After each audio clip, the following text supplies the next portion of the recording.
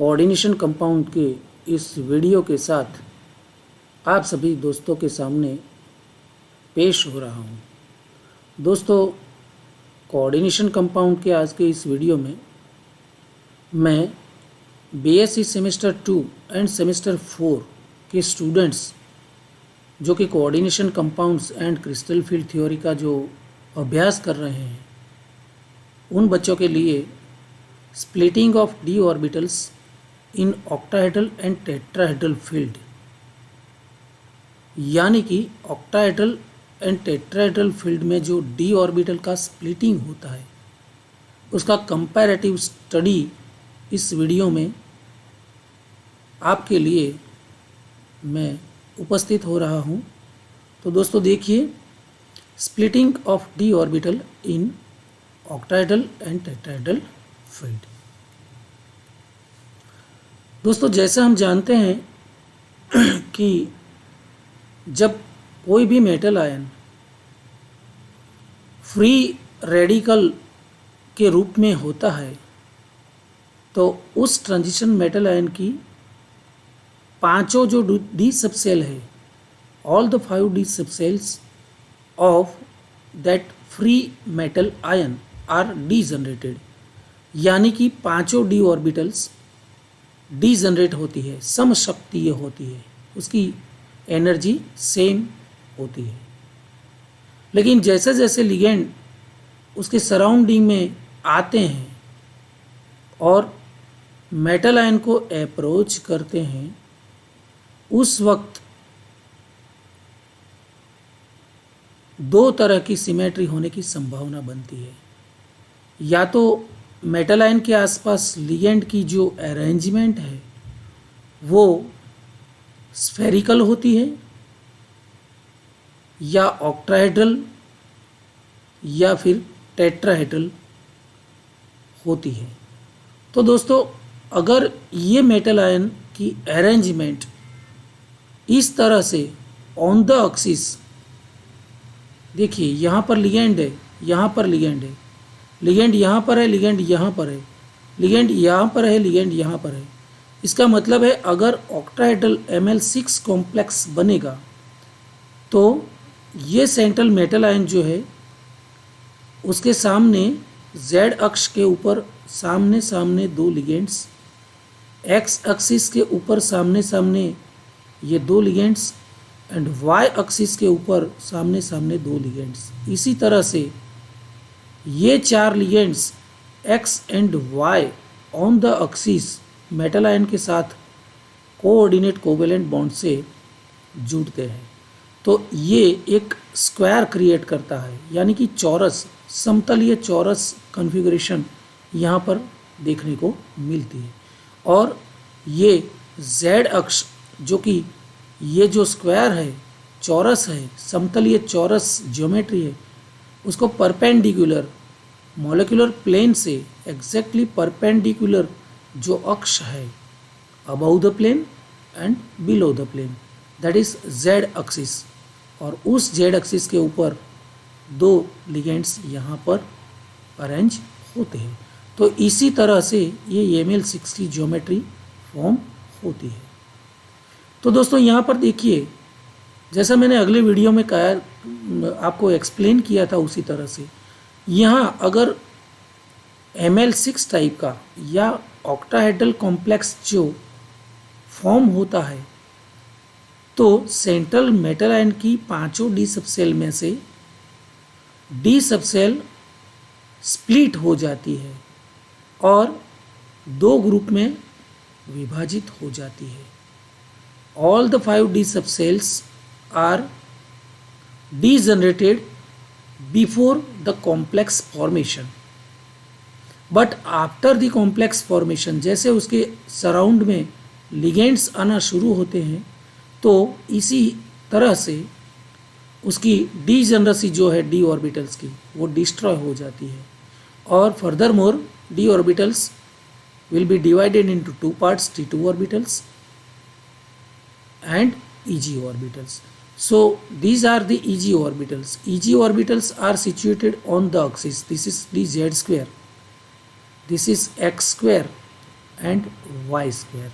ठीक है, तो इस तरह से डी ऑर्बिटल्स दो भाग में स्प्लिट हो जाती है, Eg and T2g। E orbitals, Eg orbitals जो है यानी कि d z square and d x square dash y square, ये ऑर्बिटल्स जो दो है वो on the axis, and d x y, d y z and d x z they are oriented between the axis हो जाती है। ठीक है, इस तरह से देखिए यहाँ पर अगर ऑक्टाहेड्रल फील्ड क्रिएट होता है तो दोस्तों यहाँ पर देखिए ये d x square dash y square और डी जेड स्क्वायर, ये दोनों ऑर्बिटल्स जो है ऑन द एक्सिस है। और जैसा कि हमने प्रीवियस स्लाइड में देखा कि ML6 type octahedral complex form होता है तो all the 6 ligands are oriented on the axis. एक लिगेंड यहाँ पर आएगा, एक यहाँ पर आएगा, यहाँ पर दो मतलब 4 लिगेंड्स यहाँ पर, ये समतल, ये चौरस, और 2 लिगेंड यहाँ पर Z axis, above the plane and below the plane.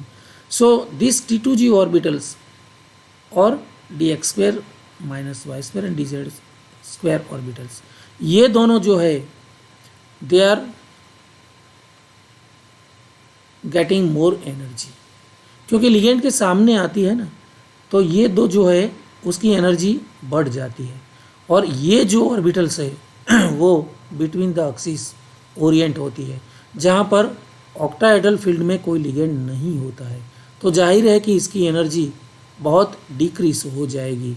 ठीक है, तो इसी हिसाब से ये फ्री रेडिकल मुक्त धातु आयन जिसको हम बोलते हैं, जिसकी all the 5 subshell of D orbitals R D generated, यानी कि सेम एनर्जी लेवल है, वो ऑक्टाहेड्रल फील्ड में ये दो भाग में डिवाइड हो जाता है, जिसको हम T2g बोलते हैं जो बिटवीन द एक्सिस है, और ये Eg बोलते हैं जो ऑन द एक्सिस है जहाँ पर 6 लिगेंड्स आते हैं। तो ये दो भाग में स्प्लिट हो जाने के बाद ये जो डिफरेंस क्रिएट होता है उसको हम डेल्टा O बोलते हैं, delta O for octahedral, so this is delta O। ठीक है, या फिर crystal field stabilisation energy in octahedral complexes.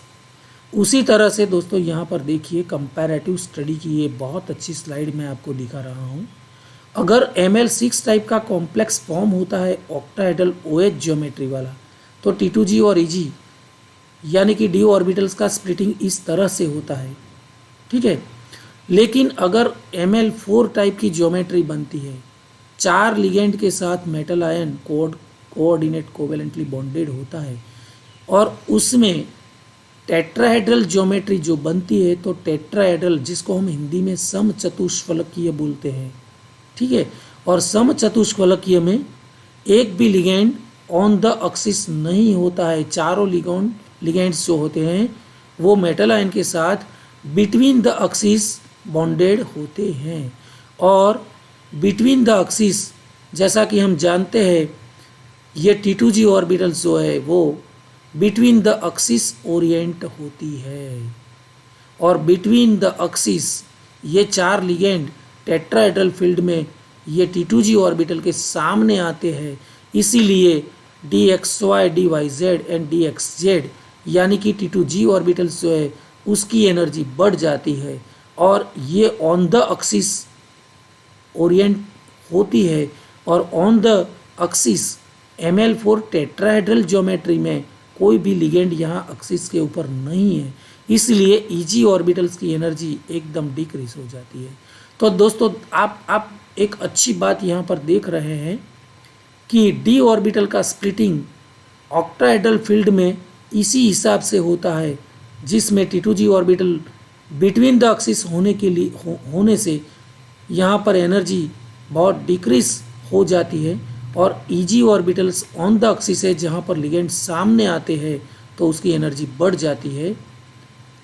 और बिल्कुल डिफरेंट ऑपोजिट जैसा हम देख रहे हैं ऑक्टाहेड्रल ज्योमेट्री से बिल्कुल ऑपोजिट ये टेट्राहेड्रल ज्योमेट्री में बिटवीन द एक्सिस वाली ये T2g ऑर्बिटल्स जहाँ पर लिगेंड सामने आते हैं तो T2g ऑर्बिटल्स की एनर्जी बढ़ गई है, और ये ऑन द एक्सिस कोई लिगेंड नहीं होने की वजह से इसकी एनर्जी डिक्रीज होती है।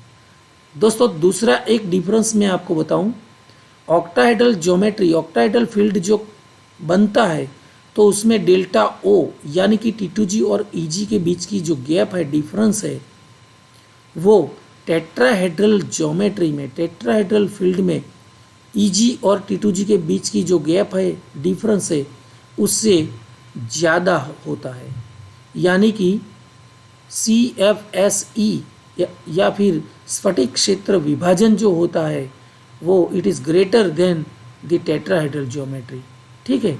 और एक और भी डिफरेंस मैं आपको बताऊं, यहाँ पर delta O for octahedral complexes, while यहाँ पर delta T for tetrahedral complexes. यानी कि टेट्राहेड्रल फील्ड में जो d ऑर्बिटल का स्प्लिटिंग है उसका पैरामीटर है वो डेल्टा T से हम लिखते हैं। टेट्राहेड्रल ज्योमेट्री में T2G ऑर्बिटल्स को हम सिर्फ T2 बोलते हैं और EG को सिर्फ E बोलते हैं, और ऑक्टाहेड्रल फील्ड में हम ये ऑर्बिटल्स को EG बोलते हैं, ये तीन ऑर्बिटल को हम T2G बोलते हैं। तो ये आप देख रहे हैं कि the splitting of d orbitals in tetrahedral is quite opposite than the splitting of d orbitals in octahedral field. अगर एग्जामिनेशन में आप अपीयर हुए और क्वेश्चन आपको पूछा जाए कि भाई क्यों ऐसा होता है कि टेट्राहेड्रल ज्योमेट्री में d ऑर्बिटल का स्प्लिटिंग ये ऑक्टाहेड्रल ज्योमेट्री में जो d ऑर्बिटल का स्प्लिटिंग होता है उससे बिल्कुल ऑपोजिट क्यों होता है, ठीक है, तो इसका आप अच्छी तरह से ऐसा आंसर लिख सकते हैं।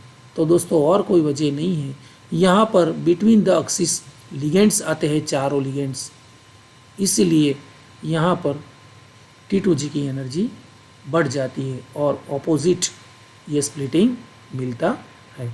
तो दोस्तों इसी हिसाब से octahedral versus tetrahedral d orbital का स्प्लिटिंग जो है ये आप इस वीडियो के जरिए बहुत अच्छी तरह से समझ सकते हैं। दोस्तों मैं आशा करता हूँ अगर आपको ऑक्टाहेड्रल और टेट्राहेड्रल फील्ड में अगर आपको ये d ऑर्बिटल का स्प्लिटिंग और ऑपोजिट स्प्लिटिंग होता है वो अच्छी तरह से समझ में आया हो, और अगर आपको अच्छा लगा हो तो मेरी चैनल सब्सक्राइब कीजिए, आपके अलग अलग ग्रुप में शेयर कीजिए और लाइक कीजिए। Thank you very much.